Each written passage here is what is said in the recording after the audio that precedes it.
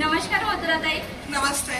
खरं म्हटलं तर मी तुमची खूप मोठी फॅन आहे थँक्यू. आणि तुम्हाला बघूनच मी पण माझं युट्यूबवर रेसिपीचं चॅनल ओपन केलेली आहे. काय नाव आहे? आजकाल रेसिपीज. सध्या तर 5-6 महिने झाले चॅनल ओपन केल्याला. सध्या 800 सबस्क्रायबर आहेत. हा हा.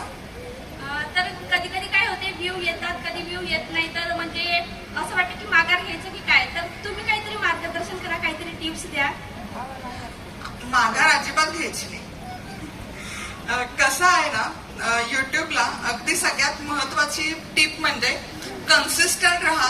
सातत्य टिकवणं फार महत्वाचं आहे. जेव्हा युट्यूबवर तुम्ही काहीही करता तेव्हा कन्सिस्टन्सी महत्वाची आहे. तुम्ही थंबनेल, त्याचे टॅग्स, त्याचं डिस्क्रिप्शन हे सगळं किती व्यवस्थित पद्धतीने करताय हेही अगदी महत्वाचं असतं.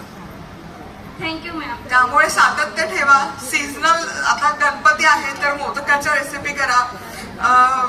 दिवाळी येईल तर दिवाळीचे पदार्थ, हे असं साधारण रुटीन फॉलो करावं लागतं. Thank you ma'am. पण थांबू नका, थांबायची अजिबात गरज नाहीये. मार्केटिंग करा, जसं आता तुम्ही सांगितलं. तुमच्या चॅनलचं नाव एकदा परत सांगा. आजकाल रेसिपीज. Yes, आणि yeah. मी स्पेशल झाडीपट्टीतल्या रेसिपी टाकत असते. झाडीपट्टी विदर्भातील रेसिपी. अच्छा, ठीक आहे. Thank you ma'am.